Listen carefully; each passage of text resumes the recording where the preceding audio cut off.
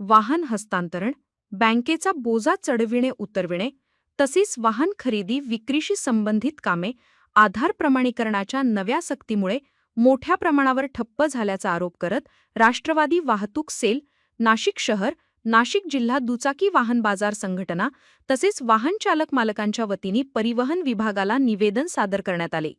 राष्ट्रवादी वाहतूक सेलचे नाशिक शहराध्यक्ष नजर शाह आणि नाशिक जिल्हा दुचाकी वाहन बाजार संघटनेचे अध्यक्ष संजय पवार यांनी या प्रश्नाकडे गांभीर्याने लक्ष वेधत सांगितले की नव्या नियमांमुळे वाहन खरेदी विक्री व्यवसायाशी संबंधित व्यापारी, एजंट, वाहन चालक मालक आणि सर्वसामान्य नागरिकांना मोठ्या अडचणींचा सामना करावा लागत आहे.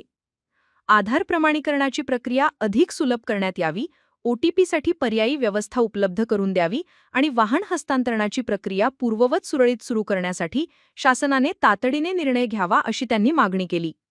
संघटनेचे संस्थापक अध्यक्ष ज्ञानेश्वर खाडे आणि अध्यक्ष संजय पवार यांच्या नेतृत्वाखाली सादर करण्यात आलेल्या निवेदनात नमूद करण्यात आले आहे की आधार कार्डवरील नाव, पत्ता आणि पिनकोड वाहन नोंदणीतील माहितीसोबत तंतोतंत जुळणे बंधनकारक केल्यामुळे राज्यभरातील वाहन हस्तांतरणाच्या सुमारे 90 ते 99% प्रक्रिया ठप्प झाल्याचा दावा आहे.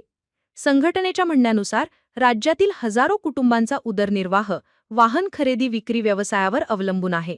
मात्र नव्या नियमांमुळे व्यवहार रखडत असून व्यापाऱ्यांना मोठा आर्थिक फटका बसत आहे. त्यामुळे हा प्रश्न तातडीने सोडविण्यासाठी नाशिकमधील सर्व वाहन खरेदी विक्री संघटनांनी एकत्र येत शासनाकडे मागणी केली आहे. निवेदनात पुढे म्हटले आहे की सध्या लागू करण्यात आलेल्या ओटीपी आधारित प्रणालीमुळे ग्रामीण भागातील नागरिकांना मोठ्या अडचणींचा सामना करावा लागत आहे. अनेक ठिकाणी मोबाईल नेटवर्कची समस्या असल्याने ओटीपी वेळेवर मिळत नाही किंवा नागरिक ओटीपी देण्यास तयार नसतात. परिणामी वाहन हस्तांतरणाची प्रक्रिया रखडत असून व्यवसायावर त्याचा गंभीर परिणाम होत आहे.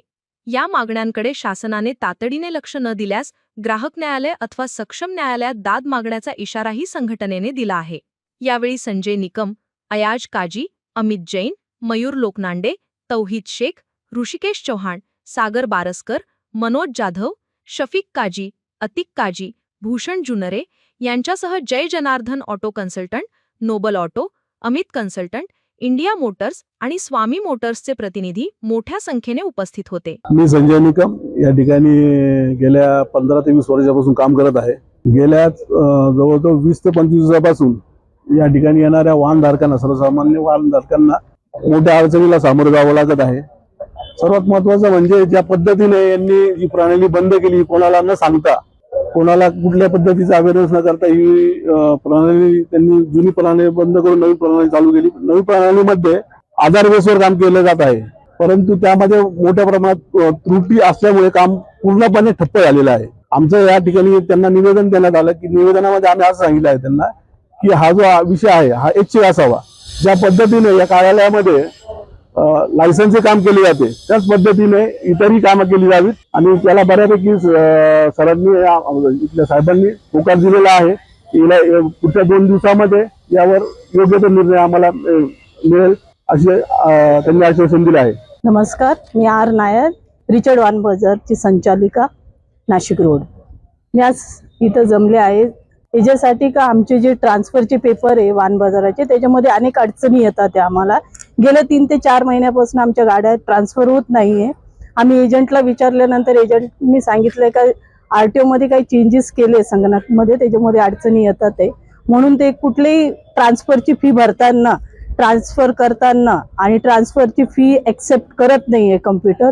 त्याच्यासाठी आम्ही आरटीओ मध्ये आलेलो आहे सगळेजण, एक रिक्वेस्ट करण्यासाठी साहेबांना का आमचे कामं थोडी त्याच्यामध्ये लवकर होण्यासाठी आणि सुरसुळीत होण्यासाठी, कारण अनेक गोष्टीचे आम्ही त्रास सहन करत आहोत. त्याच्यासाठी आज आम्ही इथपर्यंत आलो आहोत. धन्यवाद. नमस्कार मित्रांनो, मी ज्ञानेश्वर रामभाऊ खाडे, नाशिक जिल्हा दुचाकी वाहन बाजार संघटना संस्थापक अध्यक्ष. तर मित्रांनो, आज आपण नाशिक आरटीओला निवेदन देण्यासाठी आलेलो आहे. त्या निवेदनाचे जी प्रक्रिया आहे त्याच्यामध्ये आपण आधार प्रमाणीकरण ऐच्छिक ठेवावे व डाटा जुळत नसलेल्या प्रकरणात सुधारणा करावी, वाहन हस्तांतरण, बँकेचे बोजा चढवणे उतरवणे व दोन्ही प्रक्रिया एकत्रित करण्यात यावे.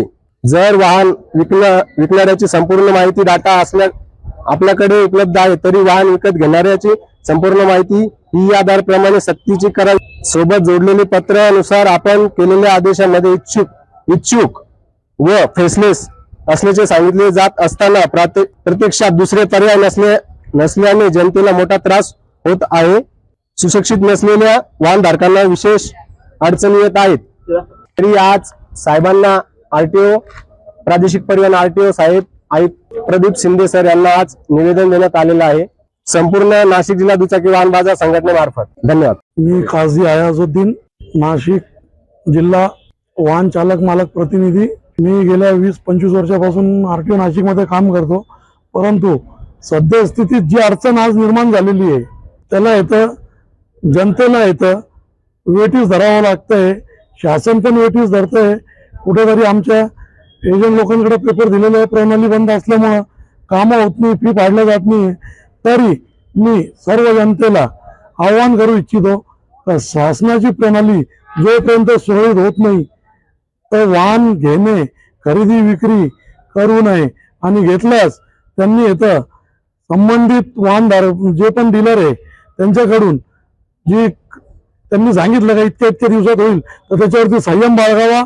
एवढंच मी बोलतो आणि माझे 2 शब्द संपवतो. जय हिंद, जय महाराष्ट्र. नाशिकमध्ये सर्वात जास्त उदरनिर्वाह जो आहे वाहन खरेदी विक्रीवरती चालतो. तर आमचं पोटपाणी पूर्ण याच्यावरती आहे. तर आता जी आम्हाला अडचण येते आरटीओ ऑफिसला, तर त्याच्यासाठी आम्ही साहेबांना निवेदन दिलेलं आहे.